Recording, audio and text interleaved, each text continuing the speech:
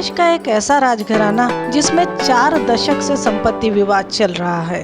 इस राजघराने के लोग देश की राजनीति में भरपूर चमकते हैं और इस राजघराने की संपत्ति कई राज्यों के सालाना बजट से भी ज्यादा है। इस संपत्ति विवाद का जिक्र किया है सीनियर जर्नलिस्ट रशीद किदवई ने अपनी किताब हाउस ऑफ सिंधियाज में। जी हाँ, ये संपत्ति विवाद है सिंधिया राजघराने का। इस संपत्ति विवाद में एक पक्ष ज्योतिरादित्य सिंधिया है तो दूसरी ओर उनकी तीनों बुआ खड़ी हैं। ग्वालियर के सिंधिया घराने का जो संपत्ति विवाद है, दरअसल वो तत्कालीन राजमाता विजयराजे सिंधिया और उनके पुत्र माधवराव सिंधिया की राजनीतिक राहें अलग होने के बाद शुरू हुई। जब माधवराव सिंधिया ने राजनीति की अलग राह पकड़ी, उसके बाद माँ बेटे के बीच में जो मतभेद था वो मनभेद की सीमा तक पहुंचा और राजमाता सिंधिया 1984 में अपनी वसीयत में माधवराव सिंधिया को और अपने पोते ज्योतिरादित्य सिंधिया को सिंधिया घराने की संपत्ति से बेदखल किया। सिंधिया जब भाजपा में शामिल हुए थे तब माना जा रहा था कि सियासी मतभेद दूर होने के साथ ही पारिवारिक दूरी भी कम होगी और संपत्ति विवाद सुलझ जाएंगे। लेकिन अब तक इस दिशा में कोई सकारात्मक कदम दोनों पक्ष में से किसी ने नहीं उठाया, न ही इसके कोई संकेत मिले हैं।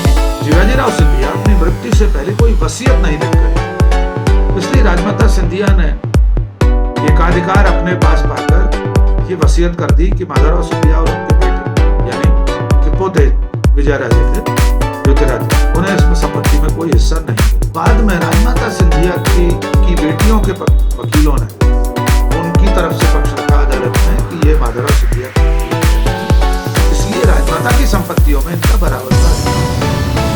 ये मुकदमे अभी चल रहे हैं अदालत। सूत्रों की माने तो विवाद नहीं सुलझने के पीछे बड़ा कारण ज्योतिरादित्य की सबसे छोटी बुआ यशोधरा राजे सिंधिया को माना जा रहा है।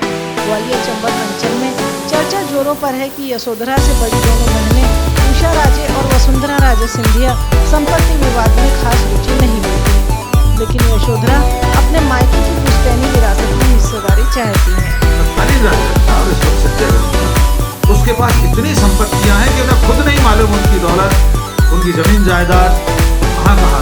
सूत्रों की माने तो संपत्ति विवाद कोर्ट में जाने के बाद इसमें और लंबा वक्त लग सकता है। 2019 में एक आउट ऑफ कोर्ट सेटलमेंट की बात भी आई थी, जिसमें जो भी लिटिगेशन अदालत में चल रहे हैं संपत्तियों को लेकर उन्हें अदालत के बाहर आम सहमति से सुलझाने के लिए कोर्ट में एक आवेदन दिया था। बाद में वो आउट ऑफ कोर्ट सेटलमेंट का जो प्रस्ताव रखा गया था, इन तीनों ने यानी ज्योतिरादित्य सिंधिया की बुआओं ने वो वापस ले लिया। चर्चा है कि ज्योतिरादित्य सिंधिया की सबसे बड़ी बुआ उषा राजे सिंधिया को संपत्ति में खास रुचि नहीं। उषा राजे का विवाह नेपाल के राजघराने में हुआ। उनके परिवार के पास पहले से ही अकूत संपत्ति है। उषा राजे नेपाल में ही बस चुकी हैं। कभी कोई समारोह या किसी खास मौके पर ही वो ग्वालियर आती हैं। ज्योतिरादित्य सिंधिया की दूसरी बुआ वसुंधरा राजे सिंधिया जो राजस्थान की मुख्यमंत्री रह चुकी हैं, उनकी शादी धौलपुर राजघराने में हुई है।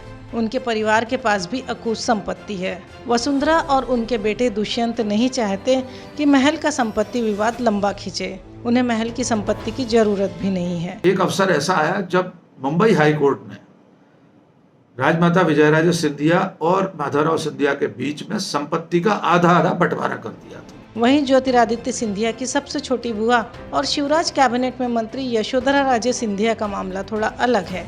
उनके पास पारिवारिक संपत्ति के नाम पर ज्यादा कुछ नहीं। यशोधरा के 3 बच्चे हैं और शादी के बाद वो अमेरिका में रहने लगी, लेकिन पति से अलग होने के बाद अब वो भारत वापस आ गई।